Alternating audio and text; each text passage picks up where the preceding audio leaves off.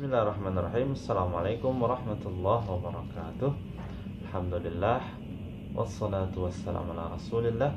Asyhadu an la ilaha illallah wa asyhadu anna muhammadan abduhu wa rasuluh, amma ba'd. Semoga adik muslim semua dalam keadaan sehat ya. Pada kesempatan kali ini kita akan melanjutkan pembahasan sirah nabawiyah. Kali ini kita akan membahas mengenai kejadian yang terjadi pada tahun ke-6 Hijriah, yaitu tahun ke-6 Rasulullah SAW tinggal di kota Madinah setelah hijrah beliau SAW dari Makkah. Iya, pada tahun ke-6 Hijriah ini ada beberapa kejadian yang terjadi. Kita sebutkan dua kejadian besar saja. Yang pertama, terjadinya peristiwa Hudaybiyah. Ya, peristiwa Hudaybiyah. Jadi ceritanya pada tahun ke-6 Hijriah ini Rasulullah SAW bermimpi bahwasanya beliau dengan para sahabat akan melakukan umrah ke Mekah, ya, ke Masjidil Haram. Jadi di sini para sahabat sangat bahagia dengan mimpi Rasulullah SAW ini. Akhirnya mereka bergerak. Rasulullah bersama para sahabat bergerak pergi ke Mekah untuk melaksanakan umrah tanpa membawa senjata. Memang niatnya bukan untuk perang, untuk umrah, ya, ibadah umrah. Mereka tidak membawa perlengkapan perang kecuali hanya pedang. Ya, pedang ini biasa ya. Kalau orang-orang dahulu kalau melakukan perjalanan ini bawa pedang biasa. Nah, ini memang kebutuhan bagi mereka. Akhirnya berangkatlah Rasulullah dengan para sahabat yang berjumlah 1.400 orang menuju kota Mekah untuk melaksanakan umrah.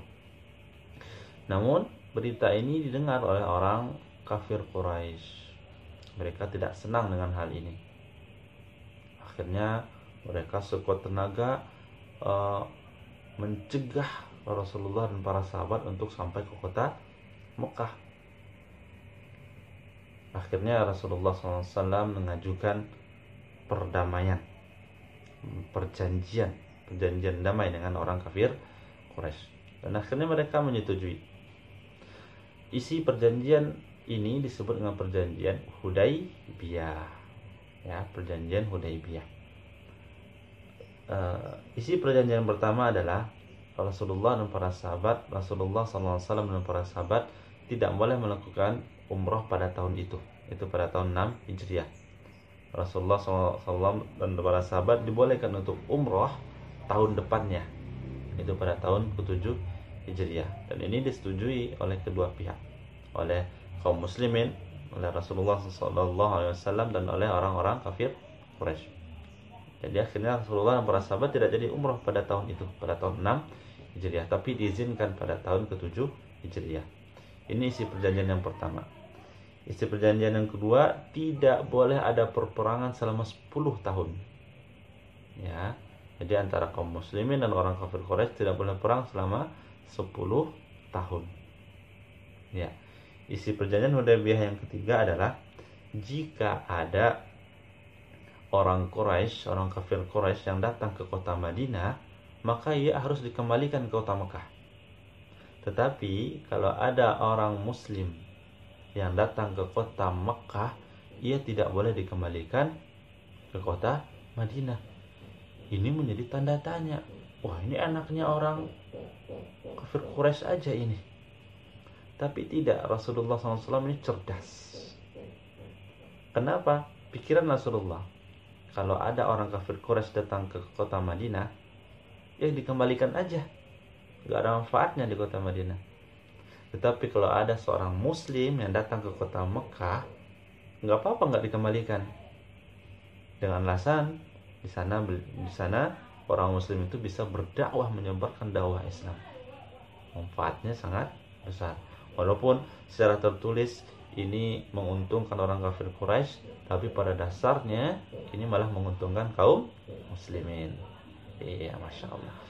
Itu peristiwa yang pertama yang terjadi pada tahun 6 Hijriah. Peristiwa besar yang kedua yaitunya Rasulullah SAW mengirim surat-surat kepada raja-raja, karena pada waktu itu banyak kerajaan. Rasulullah kirim surat satu persatu kepada raja itu, mengajak mereka untuk masuk Islam, ya, mengajak mereka untuk masuk Islam. Didakwah oleh Rasulullah SAW raja-raja tersebut. Di antara raja Rasulullah kirim surat adalah yang pertama rajanya Habasyah. Habasyah ini terletak di Afrika, dikenal sekarang namanya Ethiopia, ya. Di situ ada kerajaan yang dikuasai oleh orang Nasrani. Nama rajanya adalah Najasyi. Ini sudah kita ceritakan karena kaum muslimin sebelumnya ada yang berhijrah ke Habasyah. Dan Raja Najasyi ini setelah membaca surat Rasulullah, ia menerima dakwah Rasulullah SAW. Ya, ia masuk Islam. Raja Najasyi masuk Islam, tapi tidak pernah bertemu dengan Rasulullah SAW. Kemudian ada juga surat yang Rasulullah kirim kepada Raja Mesir, yang diberi gelar Muqawqis. Raja Mesir ini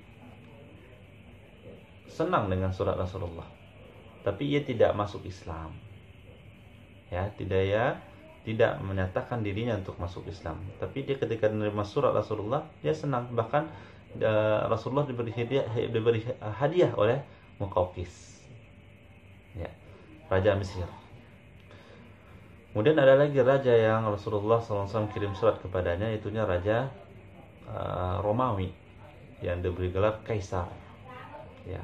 Kaisar ini orangnya orang Nasrani juga, orang Kristen, orang Nasrani.